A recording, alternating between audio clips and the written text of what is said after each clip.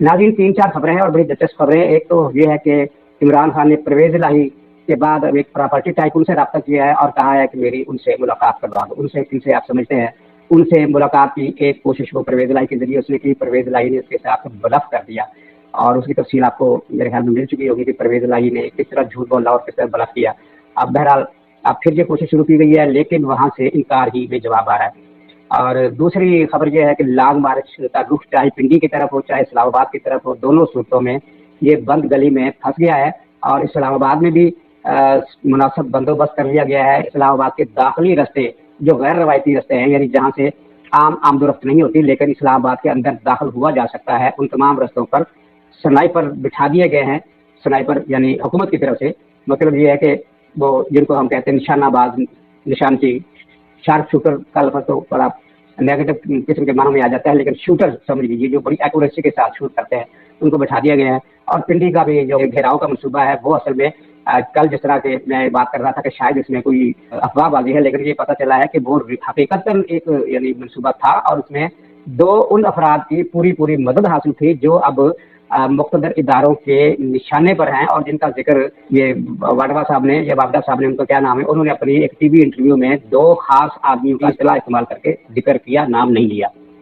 और तीसरा ये है कि 6 महीने की कहानी क्या है। नाज़रीन, कन्फ्यूजन बढ़ता जा रहा है इमरान खान का और एक तरफ ये मिन्नतें भी कर रहा है, जिस तरह कल इसने एक जलसे में कहा कि खुदा का वास्ता देता हूँ कि इन चोरों का साथ छोड़ दो, और साथ ही धमकी भी दी कि अगर चोरों का साथ नहीं छोड़ा तो अवाम इस्टेब्लिशमेंट के खिलाफ हो जाएंगे, यानी ये फौज को धमकी है। लेकिन ज़ाहिर है इस पर लोग हंसेंगे क्योंकि फौज इस वक्त हुकूमत का साथ इस तरह नहीं दे रही जिस तरह के सियासी मुदाखलत के तरीके से हवाले से इसमें इमरान खान का साथ दिया था, वो बिल्कुल गैर सियासी है। सिर्फ ये है कि वो हुकूमत गिराने के लिए इमरान खान को मदद फराहम करने के लिए तैयार नहीं है। इसका इमरान खान को रंग है। तो कभी मिन्नतें, कभी माफिया, और भारत के साथ इसके जो लिंक एस्टेब्लिश हो गए हैं वो मजीद एस्टेब्लिश हो गए हैं।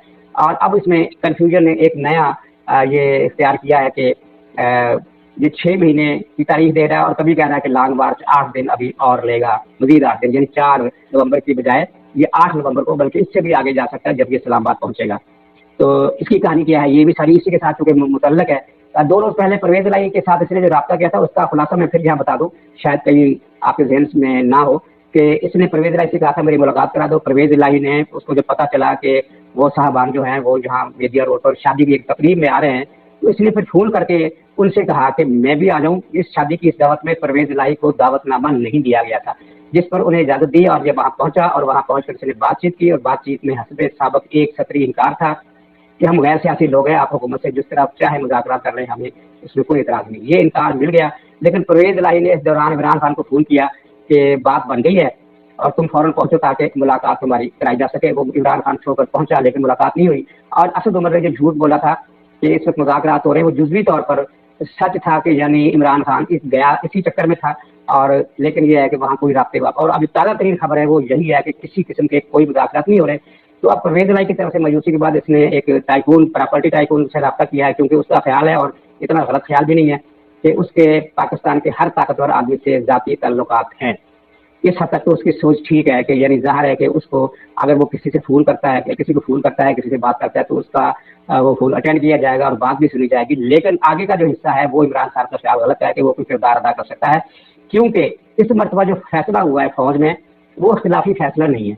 यानी जो बलाई क़यादत है, सपोज हम नंबर गिन लेते हैं कि 50 आदमी है जो फैसले करते हैं, सिर्फ कोर कमांडर नहीं, फॉर्मेशन कमांडर भी, दूसरे कुछ लोग भी, 50 की गिनती हम पूरी कर लें, फर्ज करें, तो उनमें 2 को छोड़कर, जिनका फैसल बाबदा ने जिक्र किया है कि वो 2 खास आदमी जो हैं वो फौज के अंदर बगावत कराना चाहते हैं, बाकी 48 ने फैसला किया। इससे पहले पाकिस्तानी फौज की तारीख में इस तरह की मिसाल नहीं मिलती।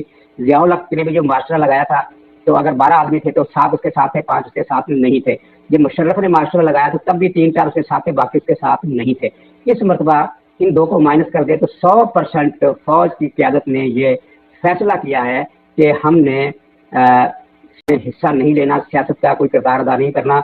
और बिलवास्ता तौर पर इस फैसले का एक मंतकी नतीजा भी ये निकलता है कि ये जो गंद हमसे फैलाने की गलती हो गई है, इसका इजाला भी हम करेंगे। ये बैन सतूर है, ये वाज़ेह नहीं है, और ये वाज़ेह अल्फाज में, डायरेक्ट अल्फाज में नहीं है, बल्कि बैन सतूर है।